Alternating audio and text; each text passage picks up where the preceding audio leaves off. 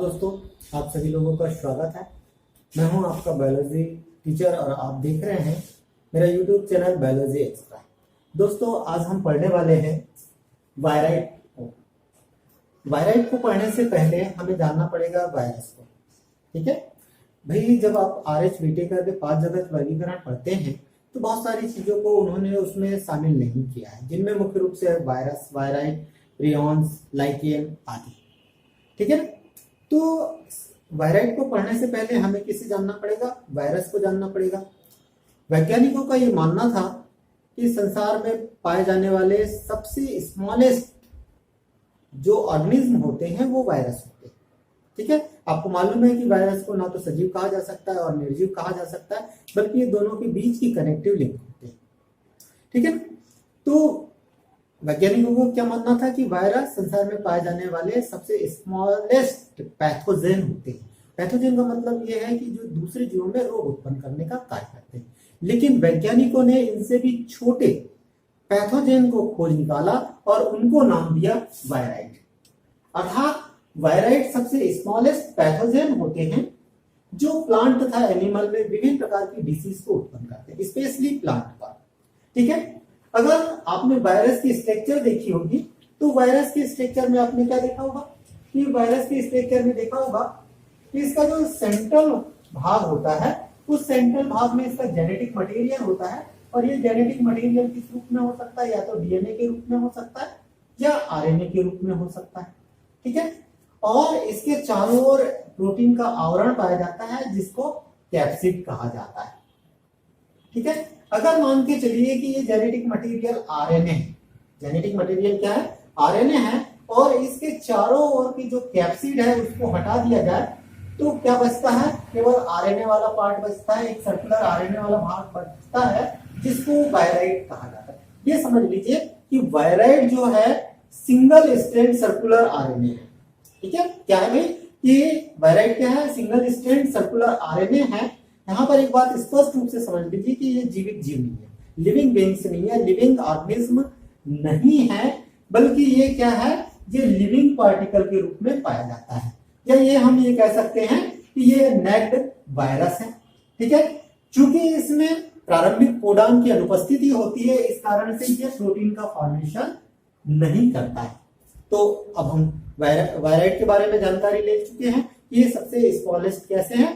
Pathogen है जो single strand circular RNA के रूप में पाए जाते हैं। ठीक है, अगर हम इसको परिभाषित करना चाहें तो क्या कह सकते हैं कि वायराइड अब तक ज्ञात सबसे छोटे पैथोजेन हैं।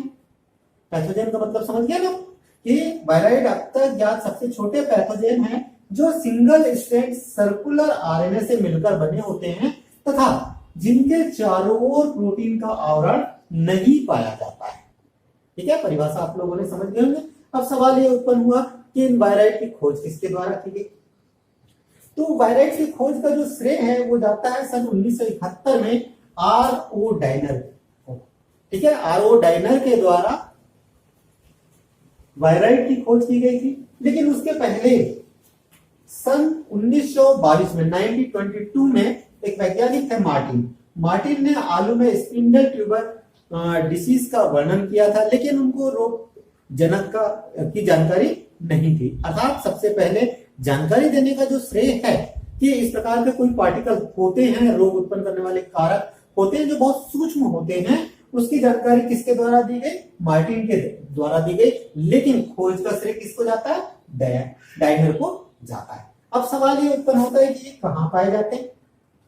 देखिए, अब तक वायराइड के लगभग 30 से ज्यादा वायराइड खोजे जा चुके हैं, और अधिकांश वायराइड जो है वो प्लांट में पाए जाते हैं। प्लांट में विभिन्न प्रकार के डिसीज उत्पन्न करते हैं, जैसे आप लोगों ने देखा स्पिंडल ट्यूबर डिसीज, तो देख ही चुके हैं। साथ ही क्राइसेंथियम स्टंट रोग, कुकुम्बर पेल फ्रूट रोग, ये प्लांट में उत्पन्न होने वाले डिसीज हैं। तो जब ये प्लांट में डिसीज उत्पन्न करते हैं तो इसके कौन कौन से लक्षण दिखाई देते हैं, उन लक्षणों की बात करें तो सबसे पहली बात यह होती है कि ऐसे स्टंट ग्रोथ होता है, अर्थात पौधे की जो वृद्धि है वो रुक जाती है।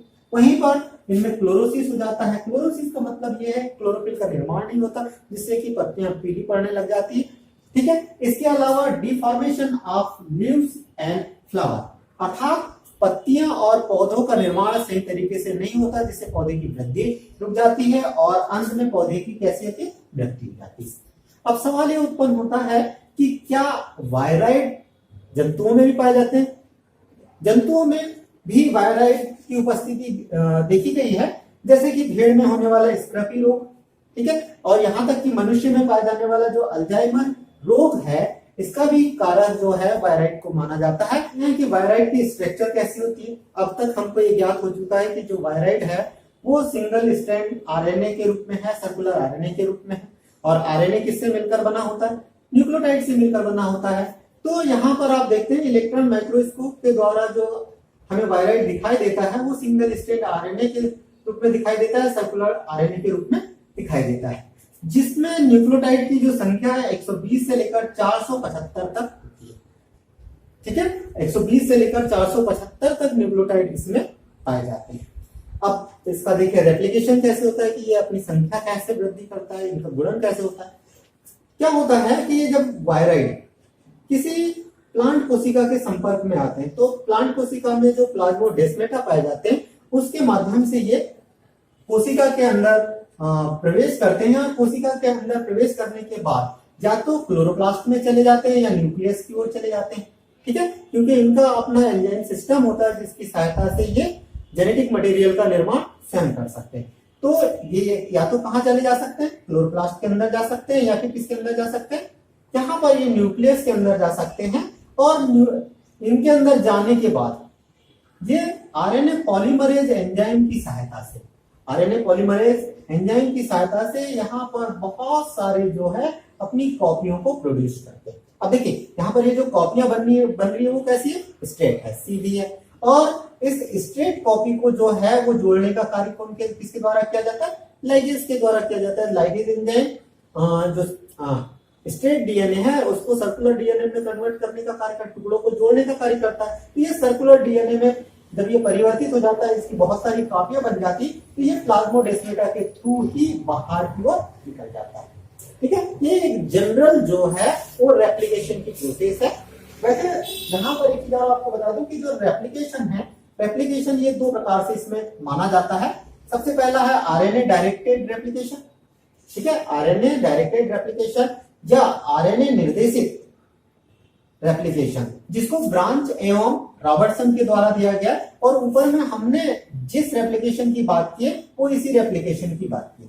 जबकि दूसरा जो रेप्लिकेशन है वो एक सामान्य प्रकार का रेप्लिकेशन है जिसे हम डीएनए डायरेक्टेड रेप्लिकेशन भी कहते हैं। डीएनए के द्वारा निर्देशित रेप्लिकेशन है। ठीक है, डीएनए निर्देशित रेप्लिकेशन में होता क्या है कि जो वायराइड आरएनए है वह रिवर्स ट्रांसक्रिप्टेज एंजाइम की सहायता से कॉम्प्लीमेंट्री डीएनए का फॉर्मेशन करता है, और यही कॉम्प्लीमेंट्री डीएनए जो है वो फिर किसका निर्माण करता है, डीएनए का निर्माण करता है। और ये डीएनए आरएनए पॉलीमरेज एंजाइम की सहायता से वायराइड आरएनए का फॉर्मेशन करता है, अर्थात वायराइड का निर्माण करता है। दोस्तों इस प्रकार से आपने देखा कि ये जो है वो रेप्लिकेशन किस प्रकार से करता है। अब यहाँ पर एक महत्वपूर्ण बात को आप समझ लीजिए कि वायरस और वायराइड में क्या अंतर होता है। भाई हमने शुरू से ही पढ़ते आए, ठीक है ना। क्या होता है कि सबसे पहली बात तो आपको ध्यान में रखना है कि ये जो जेनेटिक मटेरियल है, जेनेटिक मटेरियल के चारों ओर अगर प्रोटीन का आवरण पाया जा रहा है, ये क्या है, वायरस है। लेकिन अगर केवल सर्कुलर डीएनए है और उसके चारों ओर प्रोटीन का आवरण नहीं पाया जा रहा है तो वो क्या है, वायराइड है। अर्थात यहाँ पर देखिए वायरस जो है वायराइड से बड़े होते हैं, पहली बात। दूसरा, वायराइड वायरस से छोटे होते हैं। दूसरी बात, वायरस के चारों ओर प्रोटीन का आवरण पाया जाता है, वायराइड में प्रोटीन आवरण अनुपस्थित होता है। ठीक है। तीसरा अंतर देखिए, वायरस न्यूक्लियोप्रोटीन से बना हुआ एक कण है। किससे बना है, न्यूक्लियोप्रोटीन, न्यूक्लिक एसिड अर्थात डीएनए या आरएनए तथा प्रोटीन से मिलकर बना हुआ कण है, जबकि वायराइड जो है आरएनए से मिलकर बना हुआ कण है। वहीं पर देखिए वायरस में पाए जाने वाले जो आरएनए है उसका मॉलिक्यूलर वेट अधिक होगा, जबकि वायराइड में पाए जाने वाले आरएनए का मॉलिक्यूलर वेट जो है वो कम होगा। वायरस जो है उसमें न्यूक्लिक एसिड के रूप में डीएनए या आरएनए दोनों हो सकते हैं, डीएनए या आरएनए हो सकते हैं, जबकि वायराइड में पाए जाने वाला जो आरएनए है वो किसका, वायराइड में केवल क्या पाया जाता है, आरएनए ही पाया जाता है। यह छोटा सा वीडियो आपको पसंद आया होगा। यदि यह वीडियो पसंद आए तो इसे लाइक एवं शेयर करना ना भूलें। फिर मिलते हैं एक नए वीडियो के साथ, तब तक के लिए नमस्कार।